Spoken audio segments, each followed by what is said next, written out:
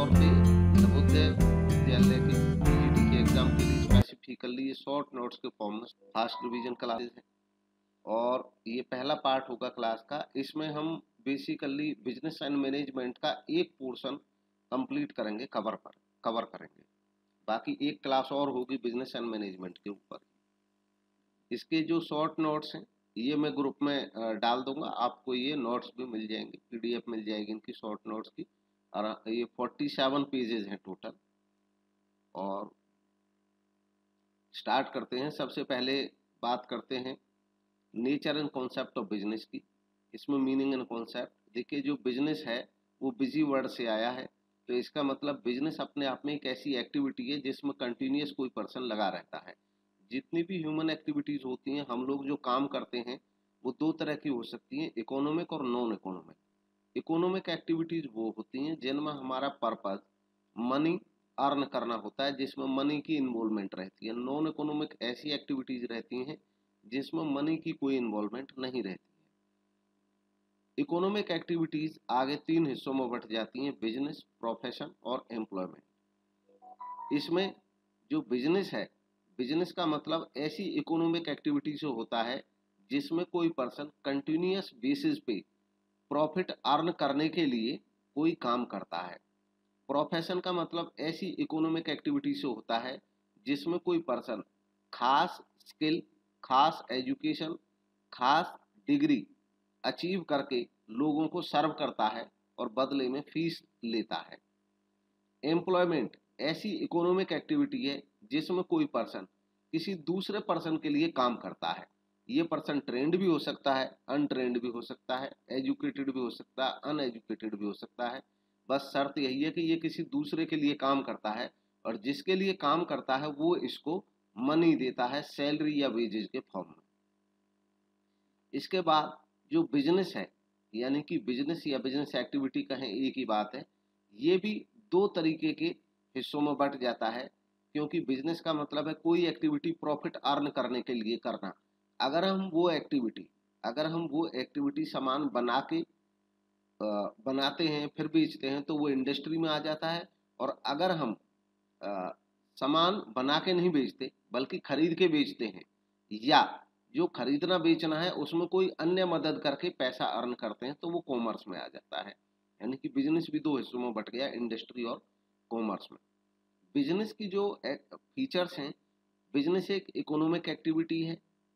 Business में या तो प्रोडक्शन होता है या प्रोक्योरमेंट होता है गुड्स और सर्विसेज का। सेल करते हैं या एक्सचेंज करते हैं गुड्स और सर्विसेज का। गुड्स या सर्विसेज में डील करते हैं और रेगुलर बेसिस पे करते हैं। ये बिजनेस की फीचर्स हैं। प्रॉफिट अर्न करना मकसद होता है, लॉस भी हो सकता है, बट जो मकसद होता है वो प्रॉफिट अर्न करना होता है। रिटर्न की अनिश्चितता रहती है, अनसर्टेनिटी रहती है, श्योरिटी नहीं रहती है इनकम की। एलिमेंट ऑफ रिस्क, रिस्क का एलिमेंट हमेशा बना रहता है। रिस्क मतलब पॉसिबिलिटी ऑफ लॉस। अब आता है इंडस्ट्री।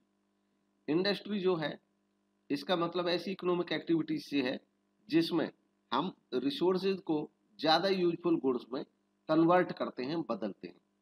इसमें हम प्रोडक्शन करते हैं गुड्स का या उनकी कोई प्रोसेसिंग करते हैं। इंडस्ट्रीज प्राइमरी, सेकेंडरी और टर्शियरी तीन हिस्सों में बंट जाती हैं।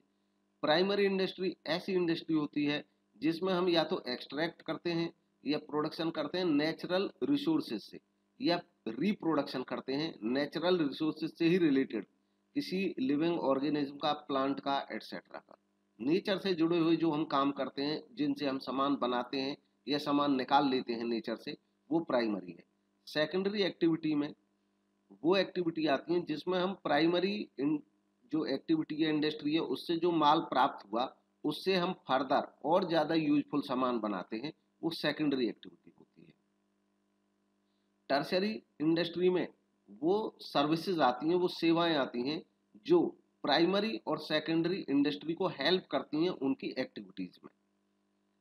प्राइमरी को आगे फर्दर क्लासिफाई किया जा सकता है एक्सट्रैक्टिव और जेनेटिक। इसमें पहला एक्सट्रैक्टिव, जैसा नाम से पता चल रहा है, इसमें एक्सट्रैक्शन होता है, यानी कि सामान निकाला जाता है। इसमें हम निकालते हैं सॉइल से, क्लाइमेट से, एयर से, वेल्थ के फॉर्म में कोई भी चीज। इसमें प्रोड्यूस करते हैं या सप्लाई करते हैं basic raw material, mostly soil से जो प्रोडक्ट हमें मिलते हैं। प्रोडक्ट यूजुअली ट्रांसफॉर्म होते हैं बहुत सारे यूजफुल प्रोडक्ट। ये इंडस्ट्री जो एक्सट्रैक्टिव इंडस्ट्री है ये भी आगे दो कैटेगरीज में बट जाती है। पहली कैटेगरी वो होती है जिसमें वर्कर केवल गुड्स को कलेक्ट करते हैं, जैसे माइनिंग, फिशिंग, हंटिंग। इसमें सामान ऑलरेडी मौजूद होता है, खाली कलेक्शन का काम होता है। सेकेंडरी इसकी कैटेगरी होती है ऐसी गुड्स जिनको हम प्रोड्यूस करते हैं ह्यूमन स्किल को यूज करके, जैसे एग्रीकल्चर और फॉरेस्ट्री। तो ये हमने देखा कि प्राइमरी की एक्सट्रैक्टिव इंडस्ट्री है। अब है जेनेटिक। जेनेटिक प्राइमरी का वो पार्ट है जिसमें हम कोई जेनेटिकली मॉडिफिकेशन करते हैं और रिप्रोड्यूस करते हैं किसी पर्टिकुलर आइटम को। इसके एग्जांपल है nursery, cattle breeding farm, fish hatchery, poultry farm etcetera. इसमें प्लांट को ग्रो किया जाता है या बर्ड एनिमल्स को रियर किया जाता है, मतलब पालन किया जाता है उनका, तब उनको बेचा जाता है। अब है सेकेंडरी। सेकेंडरी इंडस्ट्री जो है वो दो हिस्सों में बट जाती है, कंस्ट्रक्शन और मैन्युफैक्चरिंग। इसमें सबसे पहले कंस्ट्रक्शन इंडस्ट्री। कंस्ट्रक्शन इंडस्ट्री जो है इसका मतलब होता है कि हम उसमें कंस्ट्रक्ट करते हैं, कोई इंफ्रास्ट्रक्चर क्रिएट करते हैं। इसमें कंस्ट्रक्शन या इरेक्शन या फैब्रिकेशन होता है प्रोडक्ट का। और इसके एग्जांपल हैं बिल्डिंग बनाना, रोड बनाना, डैम्स बनाना, ब्रिज बनाना, कैनाल्स बनाना। दूसरा है इसका पार्ट मैन्युफैक्चरिंग इंडस्ट्री। इसमें हम कोई नई चीज मैन्युफैक्चर करते हैं। मैन्युफैक्चर करने में हम कोई भी रॉ मटेरियल जो हमें मिलता है उसको हम फिनिश्ड या सेमी फिनिश्ड गुड्स में तब्दील करते हैं, बनाते हैं। मैन्युफैक्चरिंग इंडस्ट्री जो है इसको भी आगे डिवाइड किया जा सकता है एनालिटिकल, सिंथेटिकल, प्रोसेसिंग और असेंबलिंग इंडस्ट्री।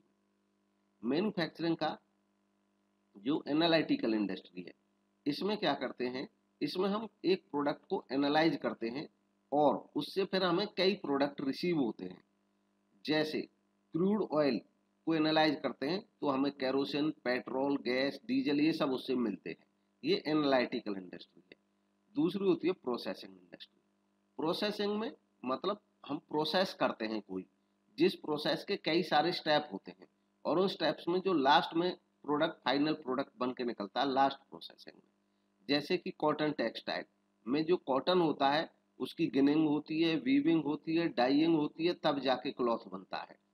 शुगर इंडस्ट्री और पेपर इंडस्ट्री भी एग्जांपल है प्रोसेसिंग इंडस्ट्री। नेक्स्ट है सिंथेटिक इंडस्ट्री। सिंथेटिक इंडस्ट्री में जो रॉ मटेरियल होता है उसको हम एक साथ लाते हैं, टुगेदर लाते हैं, जिससे फाइनल प्रोडक्ट बनता है। जैसे सीमेंट, रॉक, जिप्सम, कोल सबकी रिक्वायरमेंट होती है तब जाकर के सीमेंट बनता है। सूप मेकिंग, साबुन बनाते हैं हम जिसमें पेंट्स या साबुन है, ये भी सिंथेटिक इंडस्ट्री का एग्जांपल है। नेक्स्ट होता है असेंबलिंग। असेंबलिंग में हमारे पास कई कंपोनेंट होते हैं, डिफरेंट कंपोनेंट पार्ट होते हैं, उनको हम इकट्ठा करते हैं, असेंबल करते हैं, जैसे टेलीविजन, कार और कंप्यूटर। सिंथेटिक और असेंबलिंग दोनों में ही हम किसी चीज को इकट्ठा करते हैं, बस फर्क ये होता है कि सिंथेटिक इंडस्ट्री में जो पार्ट शामिल होते हैं उसके बाद फाइनल प्रोडक्ट में आप पहचान नहीं कर सकते हैं। जैसे सीमेंट जब आप देखेंगे तो सीमेंट देख करके आपको कहीं से उसमें नहीं दिखेगा कि इसमें रॉक भी लगा है, जिप्सम भी लगा है या कोई भी चीज लगी है, आप पहचान नहीं कर सकते। जबकि असेंबलिंग में वो पार्ट आपको दिखते हैं। जैसे कार में टायर लगा हुआ है, सीट लगी हुई है, स्टीयरिंग लगा हुआ है, आप पहचान कर सकते हैं, लाइट लगा हुआ है, ऐसे टीवी, कंप्यूटर, लैपटॉप, ये सब ये असेंबलिंग। नेक्स्ट है टर्शियरी। टर्शियरी इंडस्ट्री जो होती है इसमें टर्शियरी इंडस्ट्री में खास तौर पे सर्विसेज को शामिल किया जाता है, जो सर्विसेज बाकी बिजनेस को हेल्प करते हैं। इसमें transport, banking, insurance, warehouse, communication, packing, advertising ये सब शामिल होते हैं। नेक्स्ट है कॉमर्स। कॉमर्स में उन एक्टिविटीज को शामिल किया जाता है जिसमें हम गुड्स को या सर्विसेज को प्रोड्यूसर से और यूजर तक पहुंचाते हैं और उस फ्लो पे जो भी काम किए जाते हैं वो सब कॉमर्स में आ जाते हैं। कॉमर्स आगे बढ़ जाता है दो हिस्सों में, ट्रेड और ऑक्सिलरीज टू ट्रेड। अब ऑक्सिलरीज टू ट्रेड में भी वही सर्विसेज होती हैं जो सर्विसेज हम टर्शियरी इंडस्ट्री में पढ़ रहे थे, केवल इनमें इतना फर्क है कि जब टर्शियरी इंडस्ट्री कहते हैं तो वो पूरी हम सर्विसेज के इंडस्ट्री की बात कर रहे हैं, उनके प्रोड्यूसर की बात कर रहे हैं जो उन सर्विसेज को प्रोवाइड कर रहे हैं। और ऑक्सिलरीज जब ट्रेड की तरह हम पढ़ रहे हैं तो एक खाली बिजनेस के संदर्भ में हम इसको देख रहे हैं, बाकी ये बिल्कुल एक ही चीज है। अब है कॉमर्स के जो दो हिस्से हुए, ट्रेड और ऑक्सिलरी टू ट्रेड, इसमें पहले ट्रेड। ट्रेड का मतलब होता है सामान को या सर्विसेज को खरीदना और बेचना। ऑक्सिलरीज टू ट्रेड में खाली बिजनेस को ये सर्विसेज प्रोवाइड कराना आता है। इसमें कॉमर्स में ट्रेड और ऑक्सिलरीज टू ट्रेड शामिल होते हैं। ट्रेड एक्सचेंज ऑफ गुड्स या सर्विसेज सेलर और बायर के बीच में। ये जो ट्रेड है ये भी इंटरनल हो सकता है, एक्सटर्नल हो सकता है। इंटरनल ट्रेड में होलसेल और रिटेल दोनों ट्रेड शामिल रहते हैं। एक्सटर्नल में एक्सपोर्ट, इंपोर्ट और इंटरपोर्ट हो सकता है। एक्सपोर्ट जब विदेश को सामान भेजते हैं, इंपोर्ट विदेशों से सामान मंगाते हैं। इंटरपोर्ट होता है जब किसी एक देश से सामान खरीदें हम, इंपोर्ट करें और किसी दूसरे देश को एक्सपोर्ट कर दें प्रॉफिट कमाने के मकसद से। ट्रेड की सहायक यानी कि ऑक्सिलरीज में transport, communication, banking, finance, insurance, warehousing, advertising जो ट्रेड को मदद करते हैं। अब बिजनेस, प्रोफेशन और एम्प्लॉयमेंट। इसमें बिजनेस, बिजनेस वो एक्टिविटीज जो हम परचेज या सेल करते हैं और हमारा एम होता है प्रॉफिट अर्न करना। प्रोफेशन में वो एक्टिविटी जिनमें हम कोई स्पेशल नॉलेज या स्किल लेते हैं और फिर अपनी सर्विसेज देते हैं। इसके एग्जाम्पल हैं lawyer, doctor, chartered accountant. Employment में हम किसी दूसरे को अपनी जो सर्विसेज हैं वो प्रोवाइड कराते हैं और बदले में हम फीस लेते हैं। एम्प्लॉयमेंट में यहाँ पे लिखा हुआ है employment is a business activity, ये इसको करेक्ट कर लेंगे आप, अपडेट कर लेंगे, ये एरर है ये। Employment is an economic activity, एक इकोनॉमिक एक्टिविटी है जिसके अंदर एम्प्लॉय अपनी सर्विसेज देता है एम्प्लॉयर। अब है ऑब्जेक्टिव्स ऑफ बिजनेस, बिजनेस के ऑब्जेक्टिव क्या है। तो प्राइमरी ऑब्जेक्टिव तो बिजनेस का है प्रॉफिट अर्न करना। इसके अलावा और बहुत सारे ऑब्जेक्टिव होते हैं जिनमें एक प्रॉफिट अर्न करना है, मार्केट में बने रहना, इनोवेशन करना, प्रोडक्टिविटी बढ़ाना, फिजिकल और फाइनेंशियल रिसोर्सेज बढ़ाना, मैनेजमेंट की परफॉर्मेंस और डेवलपमेंट बढ़ाना, वर्कर परफॉर्मेंस बढ़ाना, एटीट्यूड पॉजिटिव करना और सोशल रेस्पॉन्सिबिलिटी को भी निभाना। अब है बिजनेस रिस्क। रिस्क का मतलब होता है पॉसिबिलिटी ऑफ लॉस, हानि होने की संभावना। बिजनेस में लॉस होने की संभावना बनी रहती है, उसको बिजनेस रिस्क कहते हैं।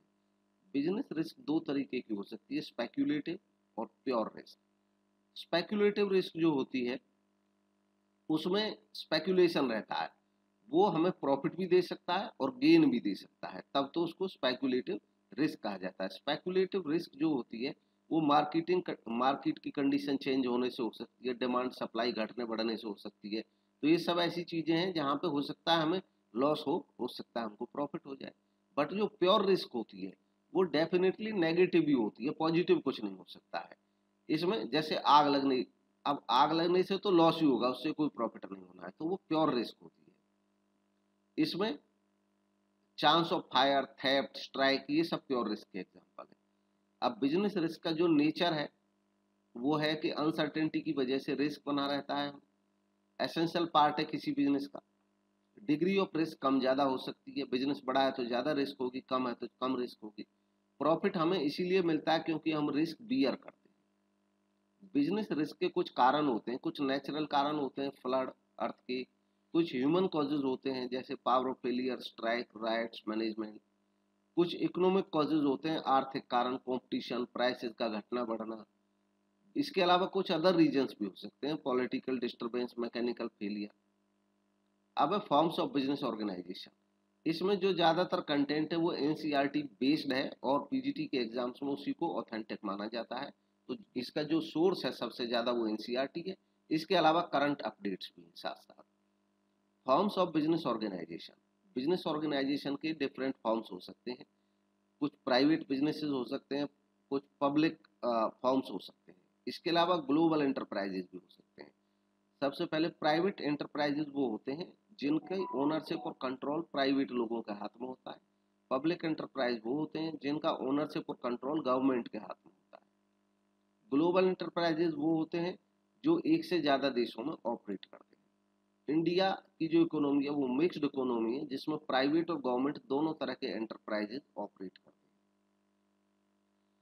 Various forms of organisations, private sector में डिफरेंट तरीके की जो ऑर्गेनाइजेशंस के फॉर्म काम करते हैं उनमें sole proprietorship, partnership, joint Hindu family business, cooperative और कंपनी, कोऑपरेटिव सोसाइटीज और कंपनी।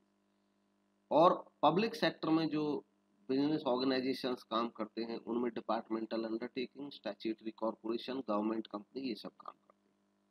सोल प्रोप्राइटरशिप सबसे सिंपल फॉर्म है किसी बिजनेस का, और एक बहुत महत्वपूर्ण डेफिनेशन है विलियम आर बैसेट की। ये कई दफे कई एग्जाम्स में आ चुका है, इसलिए डेफिनेशन मैंने यहाँ पे कोट की है। इनका कहना है कि one man control is the best in the world if that man is big enough to manage everything. जो वन मैन कंट्रोल है वो सबसे अच्छा है दुनिया में, अगर वो व्यक्ति इतना बड़ा है कि वो सब कुछ कंट्रोल कर ले। अब है सोल प्रोप्राइटरशिप की कुछ फीचर्स हैं। सिंगल ओनर, एक ही ओनर रहता है। लीगल फॉर्मेलिटीज इसमें बहुत कम होती हैं। लायबिलिटी अनलिमिटेड होती है ओनर की। इसमें रिस्क केवल ओनर ही बियर करता है, अकेला व्यक्ति सारा। प्रॉफिट को शेयर नहीं करना पड़ता है, सारा प्रॉफिट ओनर लेता है। कोई सेपरेट एंटिटी नहीं होता है लीगल पॉइंट ऑफ व्यू से। कानून की नज़र में जो सोल प्रोप्राइटर है वो और उसका बिजनेस एक ही चीज रहते हैं। इसके कुछ मेरिट्स होते हैं। जल्दी डिसीजन हो जाता है, इंफॉर्मेशन में कॉन्फिडेंशियलिटी बनी रहती है, किसी को बाहर वाले को बताना नहीं है, इंफॉर्मेशन सीक्रेसी बनी रहती है। डायरेक्ट इंसेंटिव है, प्रॉफिट मिलता है सीधे मालिक को ही मिलता है। एकम्प्लिशमेंट की सेंस होती है कि भाई अपना बिजनेस है। बनाने में आसानी रहती है, बंद करने में भी आसानी रहती है। इसके कुछ लिमिटेशन है, रिसोर्सेज लिमिटेड रहते हैं, एक आदमी तो उसके रिसोर्सेज कम ही होंगे। बिजनेस कंसर्न का जो लाइफ है वो भी लिमिटेड रहता है, क्योंकि उसी व्यक्ति से जुड़ा हुआ है बिजनेस। लायबिलिटी अनलिमिटेड रहती है, और मैनेजरियल एबिलिटी भी एक व्यक्ति की लिमिटेड ही रहती है। Joint Hindu family business. Joint Hindu family business एक ऐसा बिजनेस है जो कोई परिवार चलाता है मिल करके, और इसको इसका जो कानून है वो हिंदू सक्सेशन एक्ट 1956 है, इसके दायरे में काम करता है। जो सबसे बड़ा परिवार का व्यक्ति रहता है उसको कर्ता कहते हैं, वही मुखिया होता है, वही बिजनेस को डायरेक्ट करता है। एक जब दो या दो से ज्यादा फैमिली, मतलब अलग अलग फैमिली हैं, और वो ये एग्री कर लें कि वो एक साथ कोई काम करेंगे, तो ऐसे फैमिली को फिर कंपोजिट फैमिली बोला जाता है। कंपोजिट फैमिली एक टर्म यूज होती है। हिंदू लॉ के अनुसार दो तरह के प्रथाएं प्रचलित हैं ज्वाइंट हिंदू फैमिली बिजनेस को लेकर के। एक दाया भाग, एक मिताक्षरा। जो दाया भाग होता है वो ज्यादातर बंगाल और असम में पाया जाता है, और मिताक्षरा बाकी देश में पाया जाता है। ज्वाइंट हिंदू फैमिली बिजनेस के कुछ अपने एडवांटेज हैं। बनाने में आसानी रहती है, मैनेजमेंट अच्छा हो जाता है, सीक्रेसी बनी रहती है, डिसीजन जल्दी होता है, बचत रहती है, इकोनॉमी रहती है, और नेचुरल लव होता है मेंबर्स के बीच में, क्योंकि उनका ब्लड रिलेशन होता है परिवार के लोगों का आपस में। और बिजनेस की सिलेक्शन में फ्रीडम है, वो जैसा चाहे बिजनेस कर सकते हैं। कुछ डिसएडवांटेज है ज्वाइंट हिंदू फैमिली बिजनेस के। मेंबरशिप लिमिटेड रहती है, जो परिवार के सदस्य हैं वही मेंबर होते हैं। कैपिटल के सोर्स भी लिमिटेड रहते हैं। मैनेजरियल स्किल भी लिमिटेड रहती है, क्योंकि परिवार का ही बिजनेस है, तो प्रोफेशनल बंदे वो रखें ऐसा कोई जरूरी नहीं है। लायबिलिटी अनलिमिटेड रहती है कर्ता की, जो कर्ता होता है उसकी अनलिमिटेड रहती है, बाकी मेंबर्स की लिमिटेड। मिसयूज और पावर होने की संभावना रहती है, क्योंकि जो कर्ता होता है परिवार का सबसे बड़ा व्यक्ति होता है, कई दफा वो अपनी पावर का मिसयूज भी कर सकता है। अब है पार्टनरशिप। पार्टनरशिप एक ऐसा फॉर्म है जिसमें लोग मिल करके बिजनेस करते हैं, और इसका संचालन इंडियन पार्टनरशिप एक्ट 1932 के तहत होता है। यह एक्ट 1 अक्टूबर 1932 से फोर्स में आया था।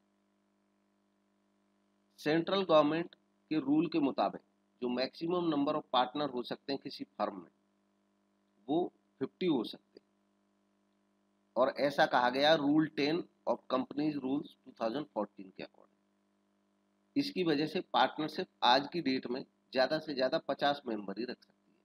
हालांकि जो कंपनीज एक्ट है उसमें यह कहा गया था कि पार्टनरशिप में 100 से ज़्यादा सदस्य नहीं होंगे, या वो सदस्य जितने सेंट्रल गवर्नमेंट प्रेस्क्राइब कर दे। तो चूंकि सेंट्रल गवर्नमेंट ने 50 प्रेस्क्राइब कर दिए, वो 50 से ज़्यादा नहीं हो सकते। अब है फीचर्स। तो ये लीगल एग्रीमेंट के माध्यम से बनता है पार्टनरशिप। पार्टनरशिप में पार्टनर्स की जो लायबिलिटी है वो अनलिमिटेड रहती है। मिनिमम नंबर पार्टनर्स का 2 हो सकता है, और मैक्सिमम नंबर 50 हो सकता है प्रेजेंट कंडीशन में। इसके मेरिट्स हैं बनाने में आसानी, और बंद करने में भी आसानी रहती है। डिसीजन मेकिंग बैलेंस्ड रहता है, सभी पार्टनर मिलकर डिसीजन लेते हैं। फंड्स ज़्यादा रहते हैं उनके पास, रिस्क का बंटवारा हो जाता है, सीक्रेसी मेंटेन रहती है।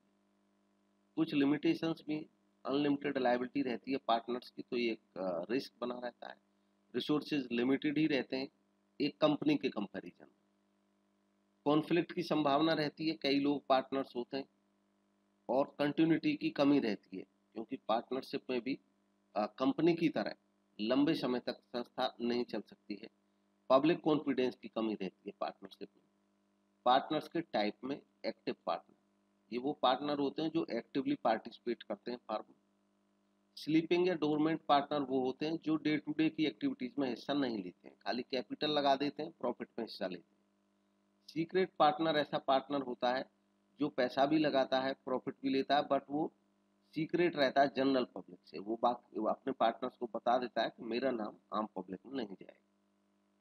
नॉमिनल पार्टनर ऐसे पार्टनर को कहा जाता है जिसका केवल एक फर्म नाम यूज करती है, नाम बस, वो कोई कैपिटल नहीं लगाता, वो कोई प्रॉफिट भी नहीं लेता। पार्टनर बाई एस्टोपेल ऐसे पार्टनर को कहा जाता है जब कोई पार्टनर अपने खुद के इनिशिएटिव से या कंडक्ट से या बिहेवियर से थर्ड पार्टी के जो लोग हैं, बाहरी लोग हैं, उनके सामने ऐसा प्रदर्शन करे कि वो भी पार्टनर है। तो ऐसे पर्सन को, जबकि ना वो पार्टनर है ना उसने कैपिटल लगाया है, उसको पार्टनर मान लिया जाता है, पार्टनर बाई एस्टोपेल कहा जाता है।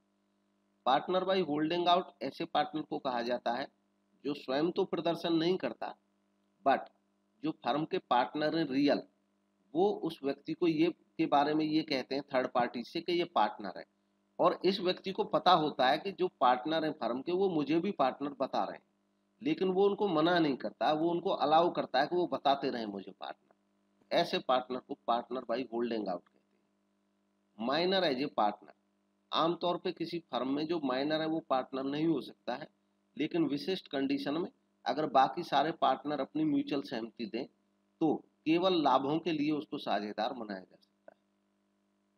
टाइप्स ऑफ पार्टनरशिप, ड्यूरेशन के बेस पे, ड्यूरेशन के बेस पे पार्टनरशिप एट विल हो सकती है। पार्टनरशिप एट विल का मतलब है कि जब तक उनकी विल है तब तक रहेंगे, एक भी पार्टनर नोटिस देगा तो फर्म बंद हो जाएगी।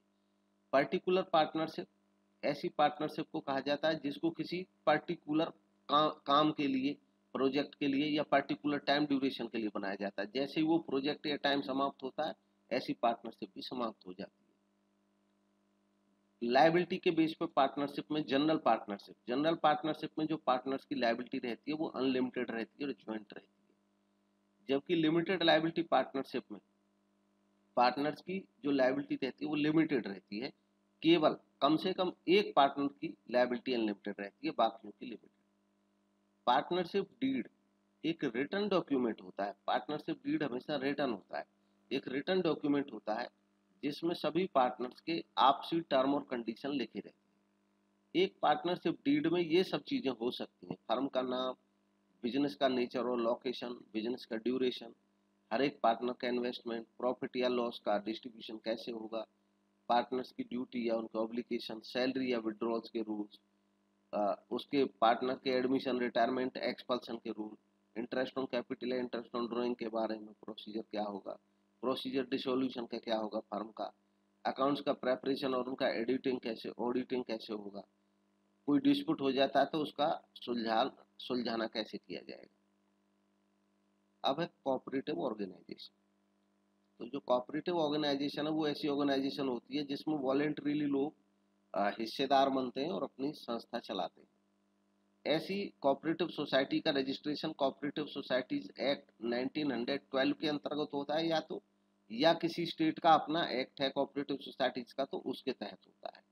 एक कोऑपरेटिव सोसाइटी में कम से कम 10 व्यक्ति होने चाहिए मेंबर, और मैक्सिमम की कोई लिमिट नहीं है। फीचर्स हैं इसकी मेंबरशिप वॉलेंट्री होती है, इच्छा से मेंबर बनते हैं, और लीगल स्टेटस इसका होता है अपने मेंबर से अलग, मतलब कानून की नज़र में कोऑपरेटिव सोसाइटी अलग और उसके मेंबर्स अलग होते हैं। लायबिलिटी लिमिटेड रहती है क्योंकि कानून की नज़र में ये जो कोऑपरेटिव सोसाइटी है वो अलग और मेंबर अलग है, तो इसलिए मेंबर की लायबिलिटी लिमिटेड रहती है। अब है इसके मेरिट्स। तो वोटिंग स्टेटस इक्वल रहता है सबका, चाहे किसी का कम पैसा है चाहे ज़्यादा। कोऑपरेटिव सोसाइटी की खास बात है पर पर्सन पर वोट, एक व्यक्ति की एक वोट। लायबिलिटी लिमिटेड रहती है, एग्जिस्टेंस लंबे समय तक रहता है संस्था का ऐसे का। ऑपरेशंस में इकोनॉमी रहती है, और गवर्नमेंट से भी सपोर्ट मिलती है इनको बनाने में भी। कंपनी की अपेक्षा ये आसान होता है। इसके कुछ लिमिटेशन भी हैं, रिसोर्सेज लिमिटेड रहते हैं, मैनेजमेंट इनएफिशिएंस रहती है क्योंकि चुने गए लोगों के द्वारा ही आपस में से ही वो मैनेज करते हैं, सीक्रेसी की कमी बनी रहती है और सरकार का कंट्रोल इन पर रहता है, और ओपिनियन डिफर हो सकती है तो डिस्प्यूट का भी माहौल बन सकता है। अब है कंपनी। कंपनी ऐसा एसोसिएशन है लोगों का जिसमें वो बिजनेस कैरी करते हैं और अपने आप को एक कंपनी के तौर पे रजिस्टर्ड जरूर कराते हैं कंपनीज एक्ट के अंतर्गत, तभी उसको कंपनी बोला जाता है। कंपनी पब्लिक कंपनी हो सकती है, प्राइवेट कंपनी हो सकती है। पब्लिक कंपनी एक ऐसी कंपनी होती है जो प्राइवेट कंपनी नहीं है, और वो ऐसी कंपनी है जो किसी प्राइवेट कंपनी की सब्सिडरी भी नहीं है, तब उसको पब्लिक कंपनी बोला जाएगा। अब इसके लिए हमें जानना पड़ेगा प्राइवेट कंपनी कौन सी है। तो प्राइवेट कंपनी वो कंपनी है जिसके आर्टिकल ऑफ एसोसिएशन के अनुसार वो अपने शेयर के ट्रांसफर पर रोक लगाती है, मतलब जो उसके मेंबर हैं वो शेयर ट्रांसफर नहीं कर सकते हैं। कम से कम दो मेंबर होंगे, कम से कम दो मेंबर होंगे, छोड़ करके ऐसे केस को जब 1% कंपनी हो। 1% कंपनी एक खास टाइप की कंपनी होती है जिसमें एक ही व्यक्ति सदस्य रहता है नॉर्मली। इसके अलावा बाकी जितनी भी प्राइवेट कंपनी है उनमें कम से कम दो मेंबर और ज्यादा से ज्यादा 200 मेंबर होते हैं। ओपीसी 1% कंपनी, कंपनीज एक्ट 2013 के अंतर्गत एक कंपनी का फॉर्म है, उससे पहले नहीं होता था इंडिया में। इंडिया में ये जो कॉन्सेप्ट आया 1% कंपनी का, ये जे ईरानी एक्सपर्ट कमेटी की रिकमेंडेशन के आधार पे आया। 1% कंपनी ऐसी कंपनी है जिसमें केवल 1% ही मेंबर होता है। अब है कंपनी का फॉर्मेशन, कंपनी बनती कैसी है। एक कंपनी का निर्माण जो होता है वो 4 स्टेजेस से होकर होता है। प्रमोशन ऑफ कंपनी, इनकॉर्पोरेशन या रजिस्ट्रेशन, कैपिटल सब्सक्रिप्शन और कमेंसमेंट ऑफ बिजनेस। कुछ महत्वपूर्ण डॉक्यूमेंट होते हैं कंपनी को जो रजिस्ट्रेशन के लिए उसको तैयार करने पड़ते हैं, जिनमें एक है memorandum of association. Memorandum of association सबसे महत्वपूर्ण डॉक्यूमेंट होता है किसी कंपनी का।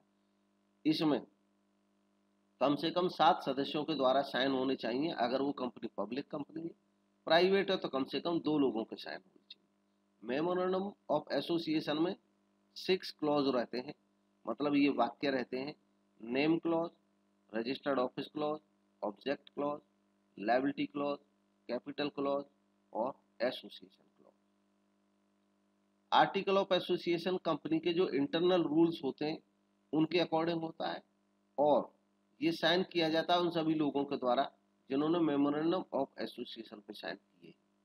एक प्राइवेट कंपनी को जरूरत होती है कि वो आर्टिकल फ्रेम करेगा, जबकि पब्लिक कंपनी जो लिमिटेड बाई शेयर्स है वो चाहे तो टेबल एफ अडॉप्ट कर सकती है अगर वो मेमोरेंडम ऑफ एसोसिएशन तो बनाए, लेकिन ये आर्टिकल एसोसिएशन नहीं बनाए तो इसकी बजाय आर्टिकल एसोसिएशन की जगह पर वो टेबल एफ यूज कर सकती है पब्लिक कंपनी। अब है कैपिटल सब्सक्रिप्शन यानी कि पूंजी की प्राप्ति। एक प्राइवेट कंपनी या ऐसी पब्लिक कंपनी जिसको शेयर कैपिटल आम लोगों से नहीं जुटानी है, वो अपना बिजनेस स्टार्ट कर सकती है सर्टिफिकेट ऑफ इनकॉर्पोरेशन लेने के बाद।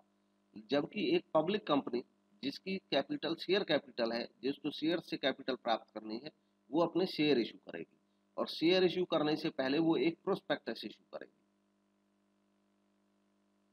Certificate of commencement of business, किसी कंपनी को ये सर्टिफिकेट मिलता है कि इसको प्राप्त करने के बाद ही वो कंपनी अपना बिजनेस स्टार्ट कर सकती है। ये कॉन्क्लूसिव एविडेंस होता है एक कंपनी के बिजनेस कमेंस करने का, बिजनेस स्टार्ट करने का। अब पब्लिक सेक्टर एंटरप्राइजेज के भी डिफरेंट फॉर्म हो सकते हैं। पब्लिक सेक्टर मतलब गवर्नमेंट सेक्टर, जिसकी ओनरशिप और कंट्रोल सरकार के पास होता है। इनमें से एक महत्वपूर्ण फॉर्म है डिपार्टमेंटल अंडरटेकिंग। डिपार्टमेंटल अंडरटेकिंग ऐसे डिपार्टमेंट को बोला जाता है जिसके लिए अलग से भारत सरकार की कोई मिनिस्ट्री काम करती है, जैसे रेलवे, वो डिपार्टमेंटल अंडरटेकिंग। बाकी इसकी कंडीशन है, आप रिलैक्स होकर के इनको पढ़ सकते हैं। स्टैट्यूटरी कॉर्पोरेशन या पब्लिक कॉर्पोरेशन, ये भी पब्लिक सेक्टर के अंतर्गत आता है। ये ऐसी संस्था होती है जिसका निर्माण और उसका संचालन किसी पार्लियामेंट या किसी स्टेट लेजिस्लेचर के द्वारा कोई स्पेशल एक्ट बनाया जाता है और उसके तहत इनका संचालन होता है। जैसे LIC एक्ट 1956 के तहत LIC का संचालन होता है। अब है गवर्नमेंट कंपनी, ऐसी कंपनी जिसका रजिस्ट्रेशन कंपनीज एक्ट 2013 या इससे पहले के किसी एक्ट के तहत हुआ है और उसकी जो ओनरशिप है वो कम से कम 51% या तो सेंट्रल गवर्नमेंट के पास है या स्टेट गवर्नमेंट के पास या दोनों के पास मिलकर के, तब ऐसी कंपनी को गवर्नमेंट कंपनी बोला जाता है। गवर्नमेंट कंपनी के जो शेयर्स होते हैं वो प्रेसिडेंट ऑफ इंडिया के नाम से होते हैं। मल्टीनेशनल कंपनी है, ग्लोबल एंटरप्राइज है, ये ऐसी संस्थाएं हैं जिनका नेटवर्क एक से ज्यादा देशों में फैला रहता है। जॉइंट वेंचर, जॉइंट वेंचर ऐसे एक वेंचर को बोला जाता है, एक ऐसी संस्था को बोला जाता है जिस संस्था में कम से कम दो या दो से ज्यादा संस्थाएं या दो से ज्यादा व्यक्ति शामिल रहते हैं। रिस्क और रिवार्ड जो होते हैं वो शेयर किए जाते हैं इनके द्वारा। और जॉइंट वेंचर के पीछे जो रीजन होता है वो होता है अपने बिजनेस का एक्सपेंशन करना या कोई नया प्रोडक्ट डेवलप करना। जॉइंट वेंचर भी दो तरीके के हो सकते हैं, कॉन्ट्रैक्चुअल और equity based. Contractual joint venture जो होते हैं इसमें दो से ज्यादा संस्था मिलकर के केवल एक कॉन्ट्रैक्ट करती हैं किसी खास बिजनेस को करने का। जबकि इक्विटी बेस्ड जॉइंट वेंचर जो होता है उसमें दो संस्थाएं केवल कॉन्ट्रैक्ट ही नहीं करती, दो संस्थाएं अमाउंट लगाती हैं, इक्विटी खरीदती हैं, तब एक तीसरी संस्था बनाती है और उस तीसरी संस्था की जो इक्विटी होती है मतलब उसके जो शेयर होते हैं इन दोनों संस्थाओं के पास होते हैं। Equity based joint venture company, partnership firm, trust, ये LLP, वेंचर कैपिटल फंड, ये सब मिल करके पैसा लगा सकते हैं और इक्विटी बेस्ड फर्म बना सकते हैं, जॉइंट वेंचर बना सकते हैं। जॉइंट वेंचर के बेनिफिट होते हैं, रिसोर्सेज बढ़ जाते हैं, कैपेसिटी बढ़ जाती है, नई मार्केट में जा सकते हैं, टेक्नोलॉजी तक पहुंच बढ़ती है, इनोवेशन हो सकता है, प्रोडक्शन लो कॉस्ट होता है और कभी कभी एक इस्टेब्लिश्ड ब्रांड नेम मिल जाता है। जैसे मान लो कोई फॉरेन कंपनी और इंडिया में आना चाहे वो और टाटा के साथ अगर वो अपना जॉइंट वेंचर कर ले तो टाटा हमारे यहाँ इस्टेब्लिश्ड ब्रांड नेम है तो विदेशी कंपनी को ये बेनिफिट मिल जाएगा हमारे यहाँ बिजनेस करने के लिए। पब्लिक प्राइवेट पार्टनरशिप, ये कोई पार्टनरशिप ऐसे नहीं होती है जैसा पार्टनरशिप फॉर्म होता है, ये एक तरह से एक आपसी मेमोरेंडम ऑफ अंडरस्टैंडिंग होता है, एक समझौता होता है प्राइवेट संस्था के बीच में और किसी सरकार के बीच में या सरकारी संस्थान के बीच में, जिसमें वो दोनों मिलकर के कोई एक्टिविटी करते हैं।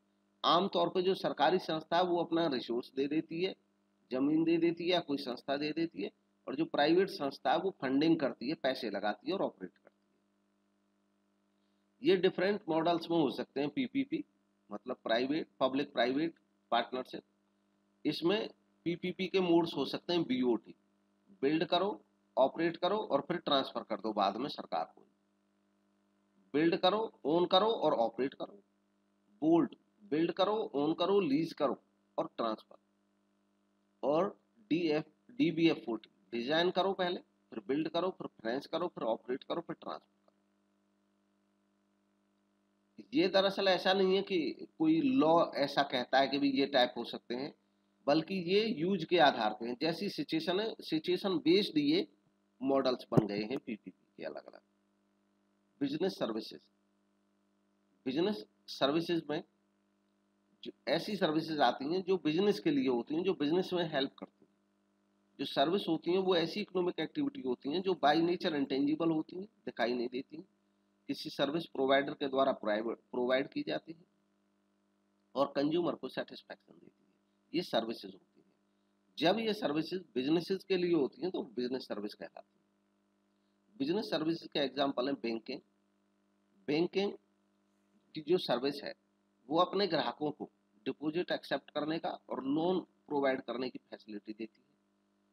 बैंकिंग के टाइप्स यानी कि बैंकों के टाइप में commercial bank, cooperative bank, specialized bank और सेंट्रल बैंक। सबसे पहले कमर्शियल बैंक।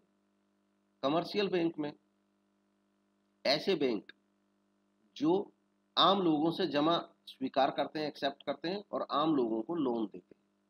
इनका regulation Indian banking regulation act 1949 के तहत होता है। दो तरीके के कमर्शियल बैंक हो सकते हैं, public sector, private sector. Public sector में जैसे एसबीआई, पीएनबी, जिनमें सरकार का फंड लगा है। प्राइवेट सेक्टर जिसमें प्राइवेट ओनरशिप है, जैसे ICICI bank, Kotak Mahindra bank, J&K bank. अब है कोऑपरेटिव बैंक। ये ऐसे बैंक होते हैं जो कोऑपरेटिव सोसाइटी के तहत बनते हैं और आपसी म्यूचुअल हेल्प के लिए बनाए जाते हैं। स्पेशलाइज्ड बैंक ऐसे बैंक होते हैं जिनके कोई मकसद स्पेशल रहते हैं। Foreign exchange bank, industrial bank, development bank, export import bank, जैसे इंडिया का एग्जिम बैंक। ये बैंक प्रोवाइड करते हैं फाइनेंशियल एड इंडस्ट्रीज को। एक टर्म है टर्न की प्रोजेक्ट। टर्न की प्रोजेक्ट दरअसल ऐसे प्रोजेक्ट को कहा जाता है जिसमें एक कॉन्ट्रैक्ट होता है दो फर्म के बीच में। एक फर्म एग्री करती है कि वो पूरी तरह से डिजाइन करेगी, कंस्ट्रक्ट करेगी और इक्विपमेंट प्रोवाइड करेगी किसी मैन्युफैक्चरिंग बिजनेस या सर्विस ऑर्गेनाइजेशन को, फैसिलिटी को, मतलब एक नई संस्था को बनाएगी और बाद में उस पूरे प्रोजेक्ट को परचेजर को दे देगी, उस संस्था को दे देगी जिससे इसका एग्रीमेंट हुआ था। उस संस्था को चला हुआ बना हुआ बिजनेस ये प्रोवाइड कर देगी। ऐसे प्रोजेक्ट को टर्न की प्रोजेक्ट कहा जाता है। Central bank. सेंट्रल बैंक वो बैंक होता है जो किसी देश का सरकार का बैंक होता है और देश की मॉनेटरी पॉलिसी को कंट्रोल करता है। भारत में reserve bank of India central bank.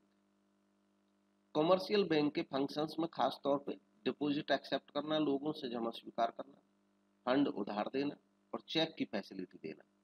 Check दो तरीके के हो सकते हैं, वैसे कई तरीके के होते हैं, मेनली दो तरीके के, बियरर और क्रॉस्ड चेक। बियरर चेक ऐसा चेक होता है जो बैंक काउंटर पे इजीली कैश हो सकता है। अगर मैं किसी पर्सन को बियरर चेक देता हूं तो इसका मतलब वो पर्सन उस चेक को लेकर के मेरे बैंक में जाकर के काउंटर से पैसे प्राप्त कर सकता है नकद। क्रॉस्ड चेक जो होते हैं, इन चौक में चेक जो होते हैं क्रॉस चेक, इनको अकाउंट पे चेक बोला जाता है। इनमें ऐसे क्रॉस कर दिया जाता है ये लेफ्ट हैंड के अपर कॉर्नर। ऐसा करने का पर्पज ये होता है कि अब ये अकाउंट पे ही बन जाता है और ये काउंटर पे कोई कैश नहीं ले सकता। अगर मैंने किसी पर्सन को चेक दिया है तो उसको अपने बैंक में जमा करना होगा और उसके बैंक अकाउंट में मेरे बैंक अकाउंट से पैसा आएगा। सेफ्टी पर्पज के लिए ये चेक अच्छा रहता है। फंड का रेमिट करना, यानी कि फंड एक जगह से दूसरे शहर में भेजना बैंकों के माध्यम से। इसके अलावा बैंक और भी बहुत सारी सर्विस देते हैं, locker facility, underwriting service. Next है ई बैंक। जब बैंक अपने एक्टिविटीज में इलेक्ट्रॉनिक इक्विपमेंट की मदद लेता है तो ई बैंकिंग कहा जाता है। ई बैंकिंग में बहुत सारी सर्विसेज अवेलेबल हैं, जैसे ATM, automated teller machine, POS, point of sale, electronic data interchange, EDI, credit card, electronic या डिजिटल कैश या electronic bank transfer, EFT etcetera. ये सब इलेक्ट्रॉनिक सर्विसेज हैं जो बैंक अपने ग्राहकों को देते हैं। इंश्योरेंस। इंश्योरेंस एक ऐसा तरीका है, एक ऐसा डिवाइस है, एक ऐसा टूल है जिसमें जो लॉस की संभावना रहती है उससे सुरक्षा मिलती है लोगों को। पर्सन जिसके रिस्क को इंश्योर किया जाता है उस पर्सन को इंश्योर्ड कहा जाता है और संस्था जो रिस्क की जिम्मेदारी अपने ऊपर लेती है उसको इंश्योरर या एश्योरेंस अंडरराइटर भी कहा जाता है। अब इंश्योरेंस के प्रिंसिपल्स में utmost good faith. Utmost good faith ये एक फ्रेज है, यूबेरी में फिदे। इसका मतलब होता है कि जब इंश्योरेंस किया जाता है तो गुड फेथ होना चाहिए, सदविश्वास होना चाहिए, उसमें असत्य बातें नहीं रहनी चाहिए किसी भी पार्टी की तरफ से। नेक्स्ट है इंश्योरेबल इंटरेस्ट। इंश्योरेबल इंटरेस्ट है कि अगर कोई पर्सन किसी सामान का या किसी व्यक्ति का इंश्योरेंस कराता है तो वो जिस चीज का इंश्योरेंस कराता है उस चीज में इंश्योरेंस कराने वाले का, इंश्योर्ड का, इंश्योरेबल इंटरेस्ट होना चाहिए, तभी करा सकता है। इसलिए कोई व्यक्ति अपने किसी रिलेटिव का या अपने प्रॉपर्टी का ही इंश्योरेंस करा सकता है, दूसरी चीजों का इंश्योरेंस नहीं करा सकता। इंडेमनिटी। इंडेमनिटी का मतलब है क्षति की पूर्ति, लॉस की पूर्ति। इंश्योरेंस एक इंडेमनिटी का कॉन्ट्रैक्ट होता है। अगर मैंने अपने किसी प्रॉपर्टी का इंश्योरेंस कराया है तो मुझे ज्यादा से ज्यादा इंश्योरेंस वाले लॉस होने पर उतना ही पैसा देंगे जितना मुझे वास्तविक लॉस हुआ है। नेक्स्ट है प्रॉक्सिमेट कॉज, नजदीकी का। इस प्रिंसिपल के मुताबिक यह कहा जाता है कि जो इंश्योरेंस कंपनी है वो ऐसे ही लॉस को कंपनसेट करेगी जिस लॉस को पॉलिसी में उस मतलब जब लॉस पॉलिसी में बताए गए कारण की वजह से हुआ हो।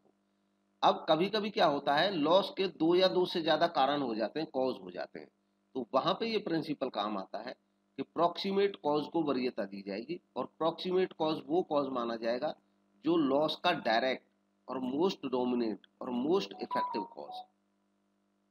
नेक्स्ट है सबरोगेशन।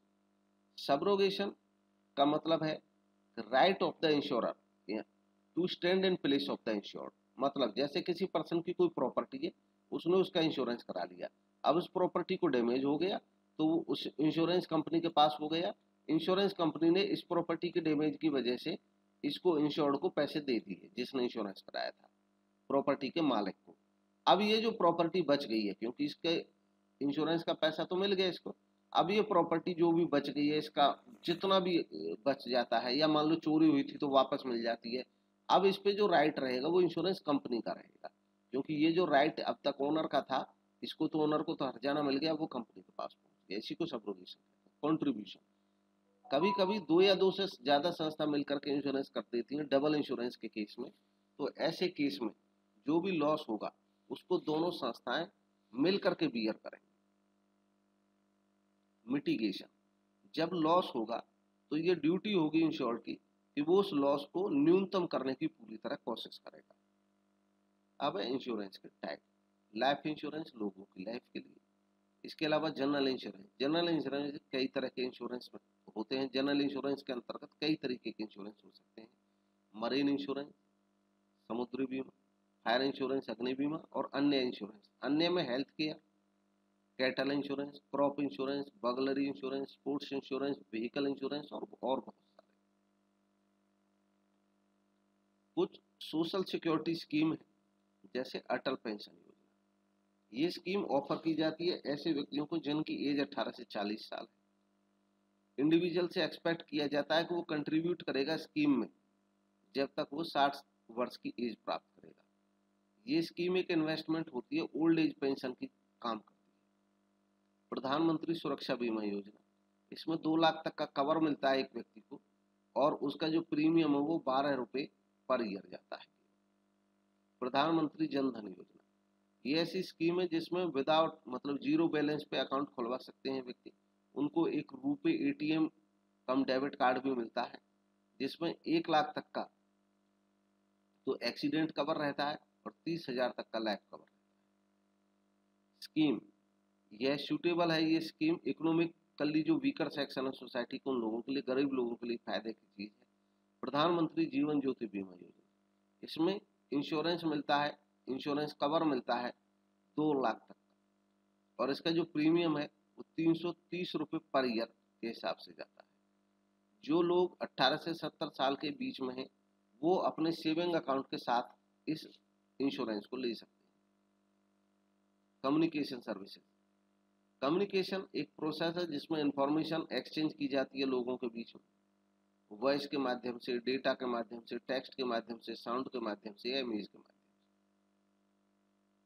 ट्रांसपोर्टेशन में गुड्स का मूवमेंट आता है। ट्रांसपोर्टेशन के बहुत सारे सोर्स साधन होते हैं, मीडियम्स होते हैं, जैसे रेलवे, रोडवेज, एयरवेज, वाटरवेज और पाइपलाइन। वेयर हाउसिंग, सामान को जब लंबे समय तक के लिए स्टोर करके रख दिया जाता है तो उसको वेयर हाउसिंग कहा जाता है। टाइप ऑफ वेयर हाउसिंग में प्राइवेट वेयर हाउसिंग, जब कोई संस्था अपना निजी सामान रखने के लिए वेयर हाउस बनाती है तो ऐसे वेयर हाउस को प्राइवेट वेयर हाउस कहा जाता है। पब्लिक वेयर हाउस, जब कोई संस्था बाकी लोगों को किराए पर सामान रखने की फैसिलिटी देती है तो पब्लिक वेयर हाउस कहलाता है। बॉन्डेड वेयर हाउस, ये ऐसे वेयर हाउस होते हैं जिनमें विदेशों से लोग सामान मंगाते हैं, जब इंपोर्ट करके लाते हैं, और वो अगर कस्टम ड्यूटी नहीं देना चाहे कुछ समय के लिए तो सामान को वहां पर रख सकते हैं। गवर्नमेंट वेयर हाउसेज, ये ऐसे वेयर हाउसेज हैं जिनकी ओनरशिप और मैनेजमेंट पूरी तरह से सरकार के हाथ में होती है, और सरकार जन कल्याण के पर्पज से कुछ चीजें इन वेयर हाउसेज में स्टोर करके रखती है। कोऑपरेटिव वेयर हाउसेज, जब कुछ प्रोड्यूसर्स वगैरह या बिजनेसमैन मिल करके आपस में कॉर्पोरेशन से कोऑपरेटिव सोसाइटी बनाए और उसके तहत वेयर हाउस का संचालन करें। वेयर हाउसिंग के फंक्शन, कंसोलिडेशन, वेयर हाउसिंग में सामान प्राप्त करना और फिर उनको एक साथ करना, कंसोलिडेट करना, और तब जरूरतमंद जो उसका यूज है उसके हिसाब से बिजनेसमैन को आगे बेचना। ब्रेक द बल्क, ये कंसोलिडेशन का जस्ट उल्टा है। कंसोलिडेशन में कई जगह से सामान लाया जाता है और उसको एक जगह में ला करके तब आगे बेचा जाता है। ब्रेक द बल्क में उल्टा होता है, हमारे पास बल्क क्वांटिटी में सामान होता है जिसकी हम ग्रेड के आधार पे, क्वालिटी के आधार पे अलग अलग हिस्सों में उसको बांटते हैं। स्टॉक पाइलिंग, जब हमारी मतलब पर्पज ये होता है, मकसद ये होता है कि सामान हमें कुछ समय के लिए इकट्ठा करके रखना है, तो स्टॉक पाइलिंग किया जाता है warehouse. Value added services, हमारे पास जब वेयर हाउस में सामान रहता है तो उसमें हम कुछ वैल्यू एडिशन दें, उसकी पैकेजिंग, लेबलिंग वगैरह अच्छी बना दें। प्राइस स्टेबलाइजेशन, वेयर हाउसेज का मकसद है कि ये भी होता है कि प्राइस स्टेबलाइजेशन करना, डिमांड और सप्लाई को इससे कंट्रोल किया जाता है। इसके अलावा फाइनेंसिंग, गुड्स जो हमने वेयर हाउस में रख रखी है उनकी सिक्योरिटी पे हमें लोन भी मिल सकता है। बिजनेस के इमर्जिंग मोड्स, जैसे ई बिजनेस। ई बिजनेस एक कॉन्सेप्ट है जब बिजनेस की एक्टिविटीज को कंप्यूटर, मोबाइल या इंटरनेट के माध्यम से किया जाता है। ई बिजनेस वर्सेस ई कॉमर्स, जैसे अभी हमने पढ़ा था कुछ देर पहले कि जो बिजनेस एक्टिविटीज है वो ट्रेड और कॉमर्स दो हिस्सों में बट जाती है। ठीक वैसे ही जो ई कॉमर्स है वो कॉमर्शियल एक्टिविटीज के इलेक्ट्रॉनिक माध्यम से करने को बात करता है, और ई बिजनेस में सभी की सभी बिजनेस एक्टिविटीज की बात आती है। स्कोप ऑफ ई कॉमर्स या ई बिजनेस, ये B2B हो सकता है, एक बिजनेस से दूसरे बिजनेस को। B2C हो सकता है, बिजनेस से कंज्यूमर को। इंट्रा बी हो सकता है, यानी कि बिजनेस के ही दो डिपार्टमेंट्स में या ब्रांचेज में। और C2C हो सकता है, एक कस्टमर से दूसरे customer. Business process outsourcing, business process outsourcing एक ऐसी व्यवस्था है जिसमें कोई संस्था अपनी नॉन कोर एक्टिविटी किसी अन्य संस्था से करा लेती है। और नॉलेज प्रोसेस आउटसोर्सिंग इससे एडवांस है। KPO के केस में जो संस्थाएं होती हैं वो आउटसोर्स, आउटसोर्स का मतलब होता है दूसरों से काम कराना, अपना काम औरों से करा लेना पैसे देके। तो जब कोई संस्था आउटसोर्सिंग का काम कोर इंफॉर्मेशन रिलेटेड एक्टिविटीज के लिए कर दे, कोर महत्वपूर्ण एक्टिविटीज के लिए, तो उसको KPO कहा जाता है। Social responsibility of business, business की सोशल रेस्पॉन्सिबिलिटी का मतलब है कि एक बिजनेस को सोसाइटी के डिफरेंट सेक्शंस के प्रति जिम्मेदार होना। सोशल रेस्पॉन्सिबिलिटी होनी चाहिए, इसके पक्ष में बहुत सारे तर्क हैं, जैसे लॉन्ग टर्म एग्जिस्टेंस के लिए जरूरी है, फर्म के लॉन्ग टर्म इंटरेस्ट के लिए जरूरी है, गवर्नमेंट रेगुलेशन को अवॉइड करना है तो इसको मानना जरूरी है, सोशली रिस्पॉन्सिबल होना जरूरी है, सोसाइटी का मेंटेनेंस होना जरूरी है, रिसोर्स की अवेलेबिलिटी, प्रॉब्लम्स को अपॉर्चुनिटीज में बदलने के लिए ये जरूरी है सोशल रेस्पॉन्सिबिलिटी का पालन करना। सोशल रेस्पॉन्सिबिलिटी मतलब समाज के विभिन्न वर्गों के प्रति बिजनेस की जिम्मेदारी। बेटर एनवायरनमेंट बनाना, और बिजनेस को रेस्पॉन्सिबल ठहराया जाता है सोशल प्रॉब्लम्स के लिए। तो क्योंकि सोशल प्रॉब्लम्स के लिए जिम्मेदार बिजनेस को माना जाता है, तो बिजनेस की ये ड्यूटी है कि वो सोशल प्रॉब्लम्स को सुलझाने में भी मदद करे। अब है आर्ग्यूमेंट अगेंस्ट सोशल रेस्पॉन्सिबिलिटी। कुछ लोग सोशल रेस्पॉन्सिबिलिटी के अगेंस्ट आर्ग्यूमेंट देते हैं कि ये बिजनेस का काम नहीं, अगर हम सोशल रेस्पॉन्सिबिलिटी का पालन करेंगे तो जो प्रॉफिट मैक्सिमाइजेशन का ऑब्जेक्टिव है वो छूट जाएगा। अल्टीमेटली जो खर्च होगा इसमें सोशल रेस्पॉन्सिबिलिटी को निभाने में, उसका बर्डन कंज्यूमर्स पे पड़ेगा। इसके अलावा जो बिजनेसमैन होते हैं उनमें सोशल स्किल्स की कमी होती है, वो बिजनेस स्किल्स रखते हैं। इसके अलावा बड़े लेवल पे पब्लिक का सपोर्ट भी नहीं मिल पाता। अब है रेस्पॉन्सिबिलिटीज टुवर्ड्स शेयर होल्डर्स या ओनर्स। अब चूंकि सोशल रेस्पॉन्सिबिलिटी में हम बात करते हैं कि बिजनेस सोसाइटी के डिफरेंट सेक्शंस के प्रति रेस्पॉन्सिबल होता है, तो वो कौन कौन सी रेस्पॉन्सिबिलिटी होती है, किस किस के प्रति। शेयर होल्डर या ओनर के प्रति रेस्पॉन्सिबिलिटी होती है उनको फेयर रिटर्न दे, मतलब उनकी इनकम प्रोवाइड कराए उनके इन्वेस्टमेंट और उनके इन्वेस्टमेंट की सेफ्टी कराए। वर्कर्स के प्रति रेस्पॉन्सिबिलिटी होती है कि वर्कर्स को अपॉर्चुनिटी प्रोवाइड करें, अच्छी वर्किंग कंडीशन प्रोवाइड कराए, फेयर वेज प्रोवाइड कराए। कंज्यूमर्स के प्रति रेस्पॉन्सिबिलिटी बनती है कि उनको राइट क्वालिटी और क्वांटिटी की गुड्स प्रोवाइड करें और रीजनेबल प्राइस चार्ज करें। और गवर्नमेंट के या कम्युनिटी के प्रति, समाज के प्रति भी रेस्पॉन्सिबिलिटी बनती है कि जो कंट्री के लॉ हैं उनका पालन करें, टैक्स को रेगुलरली पे करें, ऑनेस्टली पे करें, जो वेल एक्सेप्टेड वैल्यूज हैं सोसाइटीज की उनके मुताबिक काम करें और नेचुरल एनवायरनमेंट को प्रोटेक्ट करने का काम करें। अब नेक्स्ट टॉपिक आता है बिजनेस एथिक्स। जो वर्ड एथिक्स है इसका ओरिजिन हुआ ग्रीक वर्ड ईथोस से, और ईथोस का मतलब होता है कैरेक्टर यानी कि चरित्र, नॉर्म्स या आइडियल्स या मॉरल जो किसी सोसाइटी में रहते हैं। एथिक्स और मॉरल वैसे तो एक जैसे वर्ड लगते हैं और इन दोनों का मतलब है राइट या रॉन्ग कंडक्ट से होता है, कि ठीक काम को करना और रॉन्ग काम को ना करना, ये एथिक्स या मॉरल दोनों ही कहते हैं। हालांकि ये अलग अलग, जो एथिक्स वर्ड है वो एक्सटर्नल सोर्सेज के द्वारा प्रोवाइड किए जाते हैं, एक तरह से इनको मानना पड़ता है। ये कोड्स ऑफ कंडक्ट के तौर पे होते हैं जैसे वर्क प्लेस में, जबकि मॉरल जो होते हैं वो किसी इंडिविजुअल के, किसी व्यक्ति के अपने प्रिंसिपल होते हैं राइट और रॉन्ग के बारे में, कि मैं ये करूं या ना करूं, ये इंडिविजुअल को खुद सोचना होता है। जबकि जो एथिक्स हैं ये किसी अन्य संस्था के द्वारा व्यक्ति के ऊपर, उसके जो उसकी रिलेटेड संस्था उसके द्वारा इन्फोर्स किए जाते हैं। ऐसे ही बिजनेस एथिक्स जो बिजनेस को जिनका पालन करना होता है। Next concept of business finance. Business finance, finance जो वर्ड है, फाइनेंस का मतलब मनी से होता है और बिजनेस फाइनेंस का मतलब उस मनी से होता है जो बिजनेस के प्राप्त हुआ है और जो फाइनेंस बिजनेस एक्टिविटीज के लिए चाहिए होता है। सोर्सेज ऑफ फंड्स का क्लासिफिकेशन। पीरियड के बेस पे जो सोर्सेज हैं फंड्स के वो लॉन्ग टर्म हो सकते हैं, मीडियम टर्म हो सकते हैं, शॉर्ट टर्म। लॉन्ग टर्म कहा जाता है जब 5 साल से ज़्यादा अवधि के लिए फंड चाहिए। मीडियम टर्म कहा जाता है जब 1 साल से 5 वर्ष तक के लिए चाहिए। और शॉर्ट टर्म कहा जाता है जब 1 साल से कम अवधि के लिए चाहिए। सोर्स जनरेशन के आधार पर इंटरनल हो सकते हैं। इंटरनल जब फर्म के अपने अंदर के सोर्सेज से यानी कि प्रॉफिट से ही फंड जनरेट हो जाए। एक्सटर्नल जब बाहरी सोर्सेज से फंड लेने पड़े, सप्लायर, लेंडर, इन्वेस्टर। ओनरशिप के बेस पे ओनर फंड हो सकते हैं जो ओनर के द्वारा लगाए जाते हैं। बोरोड फंड हो सकते हैं जिनको लोन या बोरोइंग के फॉर्म में बोरो किया गया हो। इसके अलावा अलग अलग सोर्सेज हैं फंड्स के, इंडिविजुअल सोर्सेज, अभी तक इनके क्लासिफिकेशन पढ़ रहे थे। इक्विटी शेयर, इक्विटी शेयर जो होते हैं ये कंपनी की ओनरशिप को बताते हैं। जो व्यक्ति किसी कंपनी के इक्विटी शेयर खरीदते हैं वो व्यक्ति उस कंपनी के ओनर्स कहलाते हैं।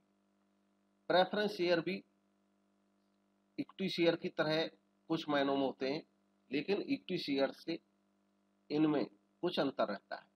अंतर क्या रहता है कि इनका नाम प्रेफरेंस है। इनको दो तरह के प्रेफरेंस मिलते हैं। एक प्रेफरेंस को मिलता है कैपिटल का, कि इनकी कैपिटल इनको पहले मिलेगी, रीपेमेंट अगर कंपनी बंद होगी तो कैपिटल की वापसी पहले प्रेफरेंस शेयर की होगी। जब कंपनी को प्रॉफिट होगा तो जो डिविडेंड है वो भी इनको पहले मिलेगा। और इक्विटी शेयर को प्रेफरेंस शेयर के बाद में ही कैपिटल मिलती है और बाद में ही डिविडेंड मिलती है। प्रेफरेंस शेयर के टाइप, ये प्रेफरेंस शेयर क्यूमुलेटिव हो सकते हैं, नॉन क्यूमुलेटिव हो सकते हैं। क्यूमुलेटिव का मतलब होता है कि अगर किसी साल प्रेफरेंस शेयर का डिविडेंड नहीं मिला तो उस साल का डिविडेंड अगले साल जब कभी कंपनी को प्रॉफिट होगा तब देना पड़ेगा। नॉन क्यूमुलेटिव में ऐसा कुछ नहीं होता है कि अगर किसी साल कंपनी प्रॉफिट नहीं दे पाई प्रेफरेंस शेयर पे तो नेक्स्ट ईयर में पिछले साल का डिविडेंड कुछ नहीं देखा जाएगा। पिछला अगर नहीं मिला तो वो लैप्स हो गया, आगे जब कभी प्रॉफिट होगा तब मिलेगा। पार्टिसिपेटिंग या नॉन पार्टिसिपेटिंग, जब प्रेफरेंस शेयर को जिस रेट से एक बार डिविडेंड मिल गया केवल वही मिलेगा तो ये नॉन पार्टिसिपेटिंग होते हैं। लेकिन कभी कभी कंडीशन सेट होती है कि प्रेफरेंस शेयर्स को एक निश्चित दर से डिविडेंड पहले मिल जाएगा और बाद में अगर प्रॉफिट काफ़ी ज़्यादा होते हैं तो इक्विटी शेयर्स के साथ साथ इनको भी बाद के हिस्से में से भी कुछ हिस्सा मिल जाएगा, तब वो पार्टिसिपेटिंग कहलाते हैं। कन्वर्टिबल, जब प्रेफरेंस शेयर के साथ कंडीशन हो कि कुछ समय बाद उनको इक्विटी शेयर में कन्वर्ट किया जा सकता है तो वो कन्वर्टिबल कहलाते हैं। और जब प्रेफरेंस शेयर के साथ ये कंडीशन ना लगी हो कि उनको बदला जाएगा तो वो नॉन कन्वर्टिबल कहलाते हैं। रिडीमेबल, जब प्रेफरेंस शेयर्स का पैसा कंपनी लाइफ टाइम में वापस करेगी तो रिडीमेबल कहलाते हैं ये। और जब प्रेफरेंस शेयर्स की कंडीशन ये हो कि कंपनी लाइफ टाइम में कभी वापस नहीं करेगी, अगर कंपनी कभी बंद हुई तभी वापस किया जाएगा, तो वो इरिडीमेबल कहलाते हैं। जीडीआर, ग्लोबल डिपॉजिटरी रिसीट, ये एक तरह से शेयर ही होता है। अगर एक कंपनी अपने देश में कैपिटल प्राप्त करना चाहे तो शेयर इशू करती है, लेकिन अगर एक कंपनी किसी दूसरे देश से कैपिटल लेना चाहे तो वो शेयर इशू नहीं करेगी, बल्कि क्योंकि उसके देश में तो उसकी करेंसी चलती है, दूसरे देश में करेंसी बदल जाती है, तो उसको अपने शेयर को दूसरे देश में ले जा करके एक नई यूनिट बनाना होगा, अपने शेयर से बदलना होगा उसको उस देश की करेंसी के अकॉर्डिंग। तो जब कोई भी देश दूसरे देशों में ले जाकर के अपने शेयर इस तरीके से बेचता है तो उसको शेयर को कन्वर्ट कराना पड़ता है डिपॉजिटरी रिसीट में, और ऐसी रिसीट को जब ग्लोबली यानी कि किसी भी अन्य देश में बेचा जाता है, खरीदा जाता है, तो वो जीडीआर कहलाता है। यही जीडीआर अगर केवल अमेरिका के मार्केट में बेचना हो किसी कंपनी को तो फिर वो एडीआर कहलाएगा, बाकी कंडीशन सेम। आईडीआर, ठीक वैसे ही मान लो कोई विदेशी कंपनी है, वो हमारे देश से शेयर कैपिटल लेना चाहती है, तो वो हमारे देश में अपने शेयर को ला के कन्वर्ट कराएगी तो आईडीआर में कन्वर्ट कराएगी। फॉरेन करेंसी कन्वर्टिबल बॉन्ड, ये डिवेंचर्स की तरह ही होते हैं। जब कोई कंपनी विदेश से लोन लेना चाहे बॉन्ड के माध्यम से तो वो इसको अपना सकती है, फॉरेन करेंसी में अपने बॉन्ड जारी करेगी, और ये बॉन्ड कन्वर्टिबल भी हो सकते हैं। कन्वर्टिबल तब होंगे जब कंपनी ये कह दे कि समय के इतने अवधि के बाद इन पर्टिकुलर बॉन्ड को कन्वर्ट किया जा सकता है, तो फिर ये कन्वर्टिबल कहलाता है। नेक्स्ट है रिटेन्ड अर्निंग, जब किसी कंपनी को प्रॉफिट हो और वो सारे प्रॉफिट को डिस्ट्रीब्यूट ना करे, कुछ प्रॉफिट बचा के रख ले, तो उस बचे हुए प्रॉफिट को रिटेन्ड अर्निंग कहा जाता है, और इस टेक्निक को कहा जाता है फ्लोइंग बैक ऑफ प्रॉफिट्स। अब है डिवेंचर और bond. As per law debenture और बॉन्ड में कोई अंतर है नहीं, दोनों एक ही बात है। कोई कंपनी जब लोन लेना चाहती है तो वो डिवेंचर या बॉन्ड बेच करके लोन ले सकती है, इशू करके लोन ले सकती है, लेकिन आमतौर पर इनमें व्यवहारिक डिफरेंस होता है। आमतौर पर जो डिवेंचर होते हैं इनका रेट ऑफ इंटरेस्ट पहले से तय होता है, जैसे 9% डिवेंचर, जबकि बॉन्ड्स के मामले में ऐसा नहीं होता है। इनके जो इशू प्राइस और इनका मैच्योरिटी प्राइस है उसमें अंतर रहता है, और ये जो अंतर है यही इन्वेस्टर की इनकम है बॉन्ड के केस में। नेक्स्ट है types of debenture. Debenture secured भी हो सकते हैं, अनसिक्योर्ड। जब डिवेंचर के अगेंस्ट कोई कंपनी की संपत्ति रखी है, चार्ज में है, तो वो सिक्योर्ड कहलाएगा, और अगर कोई एसेट चार्ज में नहीं है डिवेंचर्स के अगेंस्ट तो वो अनसिक्योर्ड कहलाएगा। रजिस्टर्ड, जब डिवेंचर होल्डर्स के नाम कंपनी के रजिस्टर में लिखे होते हैं तो रजिस्टर्ड डिवेंचर कहलाते हैं। जब डिवेंचर के होल्डर्स के नाम कंपनी के रजिस्टर में नहीं लिखे हैं तो वो बियर डिवेंचर कहलाते हैं। कन्वर्टिबल, जब डिवेंचर को शेयर्स में कन्वर्ट करना हो, ये कंडीशन हो, तो कन्वर्टिबल डिवेंचर होंगे, और जब कन्वर्ट नहीं कर रहा है तो non convertible debenture. First debenture और सेकंड डिवेंचर, टाइम के हिसाब से जिसकी पेमेंट पहले करनी है कंपनी को वो फर्स्ट डिवेंचर, जिसकी पेमेंट बाद में करनी है वो सेकंड डिवेंचर। रिडीमेबल या इरिडीमेबल, जब कंपनी डिवेंचर्स के साथ कंडीशन रखती है कि उनको रिडीम करेगी कुछ समय के बाद तो रिडीमेबल कहलाते हैं, और अगर कंपनी ये कहती है कि हम डिवेंचर्स को रिडीम नहीं करेंगे, मतलब उनकी रीपेमेंट नहीं करेंगे, जब कभी कंपनी बंद होगी तभी ये पैसा वापस होगा, तो वो इरिडीमेबल कहलाते हैं। कंपनीज एक्ट 2013 के अकॉर्डिंग अब कोई कंपनी इंडिया में इरिडीमेबल डिवेंचर या इरिडीमेबल प्रेफरेंस शेयर जारी ही नहीं कर सकती है। नेक्स्ट है पब्लिक डिपोजिट। पब्लिक डिपोजिट होता है कि कोई कंपनी जब डायरेक्टली आम पब्लिक से जमा स्वीकार करे तो पब्लिक डिपोजिट कहलाता है। इसके लिए आरबीआई की अप्रूवल जरूरी होती है। Loan from commercial bank, commercial bank यानी कि ऐसे बैंक जिनमें कोई भी व्यक्ति अकाउंट खुलवा सकता है, पैसे जमा कर सकता है, उधार मांग सकता है, उनको कमर्शियल बैंक कहते हैं। कमर्शियल बैंक से भी लोन लिया जा सकता है, ये भी एक साधन है। फैक्टरिंग, फैक्टरिंग दरअसल एक फाइनेंशियल सर्विस होती है, और इस सर्विस को देने वाली पार्टी को फैक्टर कहा जाता है। जिस बिजनेसमैन को ये सर्विस लेनी होती है वो इस फैक्टर को कमीशन देता है और बदले में अपना काम कराता है, काम फाइनेंस से रिलेटेड।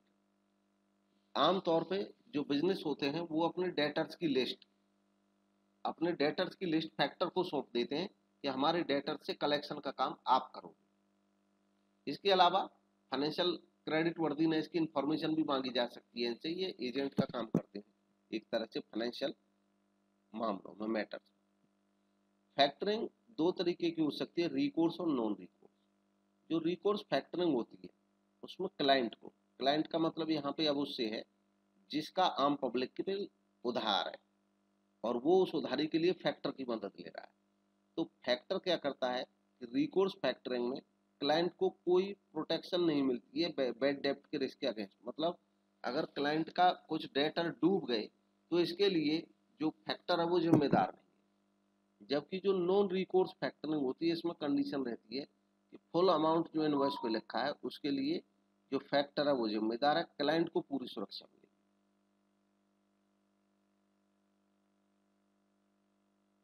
नेक्स्ट है लीज फाइनेंसिंग।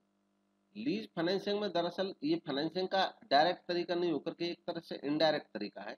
जैसे हम कोई सामान, या तो मान लो हमें कोई बिल्डिंग लेनी है तो हमें फाइनेंस कराना पड़ेगा, बिल्डिंग के लिए हमें लोन लेना पड़ेगा, वो फाइनेंस हो गया। अगर हम बिल्डिंग लीज पे ले लें 20 साल के लिए तो अब हमें एक मुश्त पैसा नहीं देना पड़ा, बट हमने किराए पे 20 साल के लिए बिल्डिंग ले ली। तो ये भी हमारा एक फाइनेंसिंग ही है, मतलब हमारी फंड की रिक्वायरमेंट पूरी हो गई अब। तो ये लीज फाइनेंसिंग कहलाता है। ट्रेड क्रेडिट होता है जब ट्रेड के दौरान ट्रेडर्स का आपस में, यानी कि जो सेलर बायर होते हैं बिजनेसमैन, होलसेलर और रिटेलर, जब होलसेलर रिटेलर को उधार देता है तो ये ट्रेड क्रेडिट कहलाता है। कमर्शियल पेपर एक पेपर होता है जिसपे कंपनी बड़ी अमाउंट लोन ले सकती है कम अवधि के लिए। ये एक अनसिक्योर्ड प्रोमिसरी नोट होता है। अनसिक्योर्ड इसलिए कहते हैं क्योंकि इसके अगेंस्ट कोई सिक्योरिटी नहीं रखी होती है। इसका पीरियड आमतौर पर 90 दिन से 364 दिन तक हो सकता है।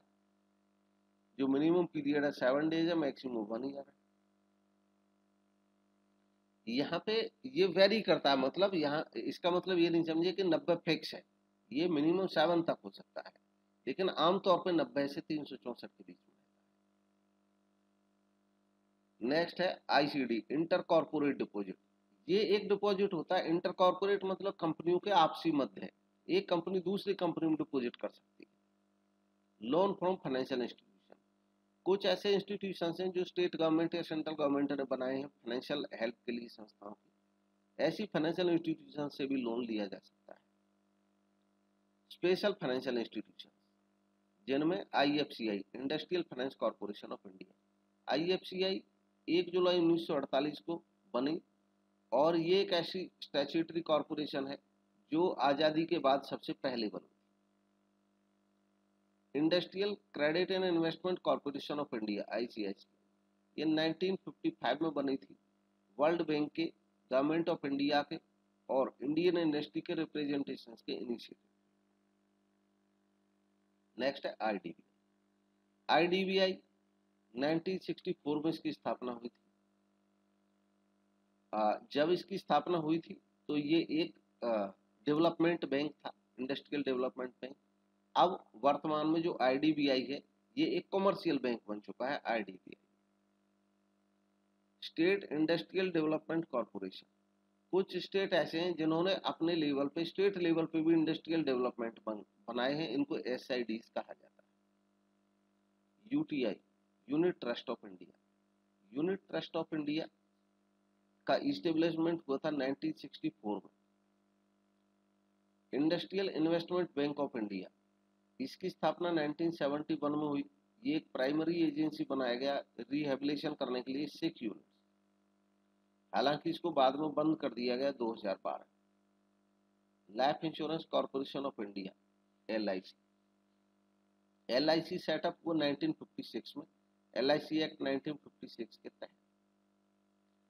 स्मॉल बिजनेस, जो गवर्नमेंट ऑफ इंडिया है उसने इंडस्ट्रीज का क्लासिफिकेशन किया हुआ है ताकि उनकी जो स्मॉल बिजनेस है उनको बेनिफिट किया जा सके, तो उसके लिए कुछ टर्म एंड कंडीशंस डिफाइंड है।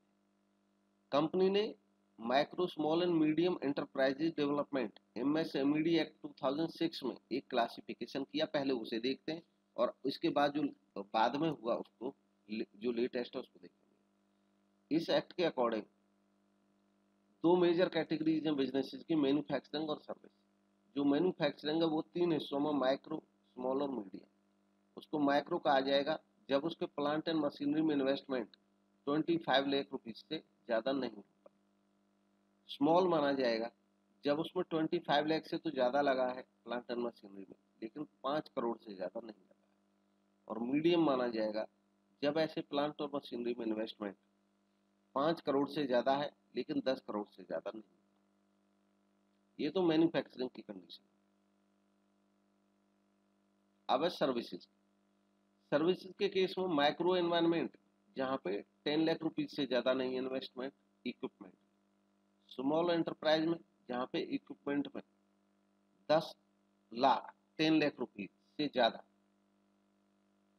है लेकिन 2 करोड़ से ज़्यादा नहीं। और मीडियम एंटरप्राइज है जहाँ पे मोर देन 2 करोड़ यानी कि 2 करोड़ से ज़्यादा है लेकिन 5 करोड़ से ज़्यादा नहीं। अगर इससे भी ज़्यादा हो जाएगा तब वो एमएसएमई के दायरे में नहीं रहेगा और वो लार्ज संस्था मानी जाएगी। नया क्लासिफिकेशन इसके बाद 1 जून 2020 को जो आया उसमें माइक्रो एंटरप्राइज 1 करोड़ इन्वेस्टमेंट से 5 करोड़ तक, मतलब 1 करोड़ तक का इन्वेस्टमेंट या 5 करोड़ तक का टर्नओवर, तो माइक्रो। स्मॉल कहा जाएगा अगर 10 करोड़ तक इन्वेस्टमेंट है या 50 करोड़ तक टर्नओवर है। मीडियम कहा जाएगा अगर 50 करोड़ तक इन्वेस्टमेंट है और 250 करोड़ तक टर्नओवर।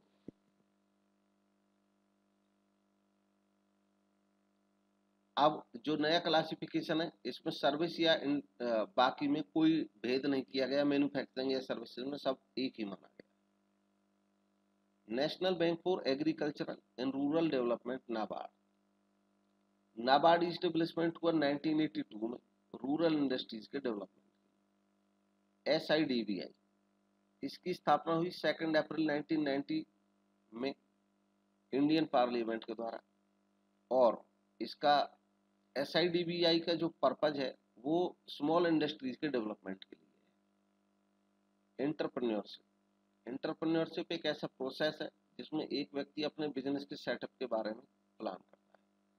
एंटरप्रेन्योर उस पर्सन को कहते हैं जो ऐसा प्लान करता है, और एंटरप्राइज उस संस्था को बोलते हैं जो एंटरप्रेन्योरशिप की पूरी प्रोसेस का रिजल्ट बन करके निकलता है, यानी कि उस संस्थान को एंटरप्राइज कहते हैं। एंटरप्रेन्योरशिप सिस्टमेटिक है, पर्पसफुल है और creative activity. Internal trade. Internal trade जब देश की सीमाओं के अंतर्गत खरीद बेच होता है तो internal trade buying and selling with in the boundaries of the country. Wholesale trade. Wholesale trade में बाई और सेल गुड्स का लार्ज क्वांटिटीज में होता है और तब उसके बाद रिटेलर्स को दिया जाता है। रिटेल ट्रेड में या तो होलसेलर से या कभी कभी डायरेक्ट प्रोड्यूसर से सामान लिया जाता है और ग्राहकों को बेचा जाता है। रिटेल ट्रेड के टाइप। बिजनेस के साइज के आधार पर लार्ज हो सकता है, मीडियम हो सकता है, स्मॉल हो सकता है। ओनरशिप के बेस पे सोल ट्रेडर हो सकता है, पार्टनरशिप, कोऑपरेटिव कंपनी हो सकता है। मर्चेंडाइज हैंडल्ड यानी कि जिस सामान का वो बिजनेस करेगा उसके आधार पे वो स्पेशलिटी स्टोर हो सकता है, सुपरमार्केट हो सकता है, डिपार्टमेंटल स्टोर हो सकता है। और फिक्स्ड प्लेस ऑफ बिजनेस के बेसिस पे, यानी कि बिजनेस का जो प्लेस है वो फिक्स है कि नहीं है उसके आधार पर इटिनरेंट रिटेलर हो सकते हैं, फिक्स्ड शॉप रिटेलर। इटिनरेंट उनको कहा जाता है जो घूमते रहते हैं, और फिक्स्ड शॉप रिटेलर उनको कहा जाता है जिनकी दुकान स्थायी होती है। International business. जब एक देश का बिजनेस बाउंड्री से बाहर होता है तो इंटरनेशनल बिजनेस कहलाता है। इसमें एक देश से दूसरे देशों में बिजनेस चलता है, वो इंपोर्ट एक्सपोर्ट या अन्य भी हो सकता है। इंटरनेशनल ट्रेड या versus international business. International trade की बात करते हैं तो केवल एक्सपोर्ट इंपोर्ट शामिल रहता है, जबकि इंटरनेशनल बिजनेस में एक्सपोर्ट इंपोर्ट के अलावा अन्य एक्टिविटीज जैसे मैन्युफैक्चरिंग, दूसरे देशों में यूनिट्स लगाना, ये सब भी शामिल है। इंटरनेशनल बिजनेस का स्कोप कहाँ कहाँ है, यानी कि कहाँ कहाँ इसकी संभावना। इंटरनेशनल बिजनेस एक्सपोर्ट या इंपोर्ट करने के लिए मर्चेंडाइज कहा जाता है टेंजिबल गुड्स। इसके अलावा सर्विसेज का एक्सपोर्ट या इंपोर्ट करना। इसके अलावा लाइसेंसिंग और फ्रेंचाइजिंग के माध्यम से काम करना। लाइसेंसिंग एक तरह का कॉन्ट्रैक्ट होता है, एक कंपनी को दूसरी कंपनी से मिलता है उसके नाम पे काम करना। फ्रेंचाइजिंग भी इसी की तरह का होता है, लेकिन इसमें एक अंतर होता है। इसमें आमतौर पर जो गुड्स हैं या प्रोडक्ट वो नहीं होते, बल्कि services. Foreign investment, foreign investment direct भी हो सकता है, पोर्टफोलियो हो सकता है। डायरेक्ट इन्वेस्टमेंट होता है जब सीधे किसी संस्था की एसेट्स में इन्वेस्टमेंट होता है। पोर्टफोलियो होता है जब पोर्टफोलियो के माध्यम से, यानी कि शेयर्स के माध्यम से, स्टॉक्स के माध्यम से इन्वेस्टमेंट। एक्सपोर्ट का प्रोसीजर, एक्सपोर्ट के प्रोसीजर में कई स्टेप्स होते हैं। इंक्वायरी रिसीव करना, सबसे पहले अगर हम एक्सपोर्ट करना चाहते हैं तो हमें कहीं से इंक्वायरी मिलनी चाहिए। फिर हम कोटेशन भेजेंगे, हम कोटेशन भेजेंगे तो पार्टी हमें ऑर्डर भेजेगी, अगर हमारा कोटेशन सही लगेगा तो उसको। इसके बाद जब हमें ऑर्डर मिल जाएगा तो हम इम्पोर्टर की क्रेडिट वर्दीनेस को जानना चाहेंगे, उसके लिए उससे लेटर ऑफ क्रेडिट की डिमांड करेंगे। जब हमें ये मिल जाएगा तो हम एक्सपोर्ट लाइसेंस लेंगे सरकार से। इसके बाद प्री शिपमेंट के लिए लोन लेना पड़ेगा, फाइनेंस करना पड़ेगा, अरेंज करना पड़ेगा। इसके बाद प्रोडक्शन करना है, प्रोक्योरमेंट करना गुड्स का, प्री शिपमेंट इंस्पेक्शन कराना सर्टेन प्रोडक्ट्स का, एक्साइज से क्लियरेंस कराना, ऑब्टेन करना सर्टिफिकेट ऑफ ओरिजिन। इसके बाद रिजर्वेशन करना शिप में स्पेस, फिर पैकिंग और फॉरवर्डिंग की लिस्ट बनाना, फिर गुड्स का इंश्योरेंस कराना, कस्टम क्लियरेंस कराना, मेट की रिसिप्ट यानी कि जहाज का जो कप्तान है उसकी रिसिप्ट लेना, पेमेंट करना फ्राइट या बिल के लिए, और इनवॉइस तैयार करना। इनवॉइस एक तरह से डिमांड बिल होता है, जब हम सामान बेचते हैं और किसी के पास भेजते हैं तो बिल बना के भेजते हैं, डिटेल बिल, उसी को इनवॉइस कहते हैं। और फिर इसके बाद पेमेंट सिक्योर करना। ऐसे ही जो इम्पोर्ट प्रोसीजर है, तो एक्सपोर्ट प्रोसीजर के सारे स्टेप्स रेसिप्रोकल है, यानी कि उससे विपरीत दिशा में। मेजर डॉक्यूमेंट्स जिनकी एक्सपोर्ट इंपोर्ट में जरूरत होती है, एक्सपोर्ट इनवॉइस। एक्सपोर्ट इनवॉइस एक तरह से सेलर का बिल होता है मर्चेंडाइज के लिए, यानी कि जो सेलर है वो अपना सामान जब बेचता है तो उसका बिल बना करके भेजता है खरीदार के पास, एक्सपोर्ट इनवॉइस कहलाता है। पैकिंग लिस्ट वो लिस्ट होती है जिसमें पैक किए हुए आइटम्स की लिस्ट बनी रहती है। सर्टिफिकेट ऑफ ओरिजिन, किसी देश में कोई पर्टिकुलर सामान जब बनता है तो वहां का व्यापारी दूसरे देश को भेजने से पहले ये सर्टिफिकेट प्राप्त करता है, और इस सर्टिफिकेट ये इस बात का सबूत होता है कि ये पर्टिकुलर प्रोडक्ट इस कंट्री में ही बनाया गया है। सर्टिफिकेट ऑफ इंस्पेक्शन, कुछ सामान ऐसे होते हैं, कुछ आइटम्स ऐसे होते हैं जिनकी रिक्वायरमेंट दूसरे देशों में ये होती है कि इनका क्वालिटी अच्छी होनी चाहिए, तो इसके लिए हमारे देश की सरकार सर्टिफिकेट ऑफ इंस्पेक्शन देती है, सामान का इंस्पेक्शन कराती है। मीट की रिसीप्ट, मीट की रिसीप्ट जहाज का जो कमांडिंग ऑफिसर है ये उसकी रिसीप्ट होती है। जब कोई बिजनेसमैन अपना सामान रखता है जहाज में तो उसको ये रिसीप्ट मिलती है मीट से। शिपिंग बिल, शिपिंग बिल वो मेन डॉक्यूमेंट है जिसमें शिपिंग की डिटेल रहती है और एक्सपोर्ट परमिशन ग्रांट की जाती है जिसके बेस पे। बिल ऑफ लीडिंग, ये वो बिल होता है जिसके आधार पे, इसको हिंदी में लदान का बिल बोलते हैं, जिसके आधार पे सामान लोड किया जाता है किसी वेसल, वेसल मतलब जो शिप होता है। एयरवे बिल, यही बिल अगर हम बाई एयर सामान भेजें उसके लिए हमें बिल मिलेगा तो एयरवे बिल कहलाएगा। मरीन इंश्योरेंस पॉलिसी, जब समुद्र के रास्ते से सामान भेजा जाता है एक बिजनेसमैन के द्वारा दूसरे बिजनेसमैन को, तो इस पे इंश्योरेंस पॉलिसी ली जा सकती है जिसको मरीन इंश्योरेंस पॉलिसी बोलते हैं। कार्ड टिकट, कार्ड टिकट जो होता है एक कार्ड चिट होता है या कहो गेट पास होता है, जब व्हीकल को बाहर निकालना होता है उस समय इसकी जरूरत होती है। Letter of credit, letter of credit एक तरह से गारंटी होती है जो इंपोर्टर का बैंक देता है एक्सपोर्टर को कि हमारा जो इंपोर्टर है आप इसको सामान भेज सकते हैं, इसकी जो साख है वो अच्छी है और इसकी पेमेंट हो जाए। बिल ऑफ एक्सचेंज, ये बिजनेसमैन आपस में एक दूसरे को एक्सचेंज करते हैं एक दूसरे की मनी की रिक्वायरमेंट पूरी करने के लिए भी। और इसके अलावा एक बिजनेसमैन जब उधार भेजता है किसी दूसरे बिजनेसमैन को उस समय भी वो उस पर बिल लिख सकता है, ऐसे बिल को बिल ऑफ एक्सचेंज कहते हैं।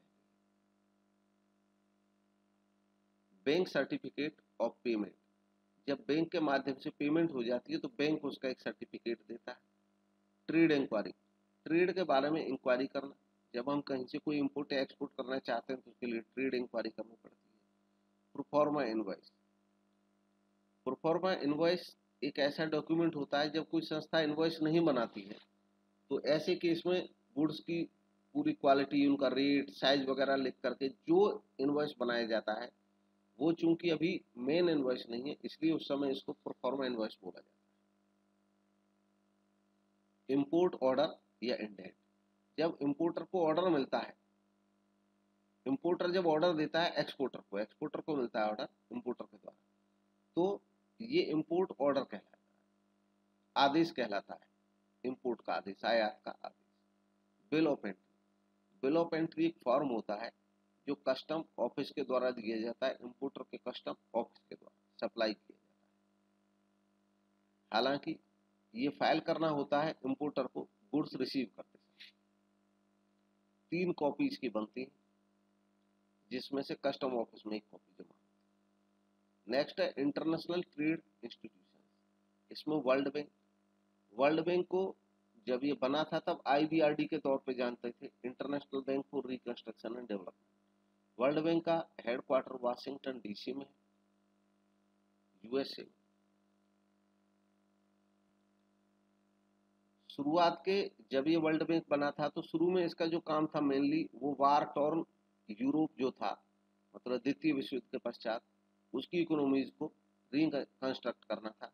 हालांकि जब वो काम पूरा हो गया तो इसने अपनी अटेंशन अंडर डेवलप्ड नेशंस, जो अविकसित देश थे, उनकी तरफ की। वर्ल्ड बैंक अपने आप में एक पूरा ग्रुप है जिसमें कई संस्थाएं काम करती हैं, जिसमें एक मुख्य संस्था है International Bank for Reconstruction and Development, IBRD original. इसके अलावा इसमें International Development Association IDA, International Finance Corporation IFC, Multilateral Investment Guarantee Agency MIGA और International Centre for Settlement of Investment Dispute ICSID। International Monetary Fund IMF second international organization है World Bank के बाद। IMF बना 1945 में और इसके headquarter भी Washington DC।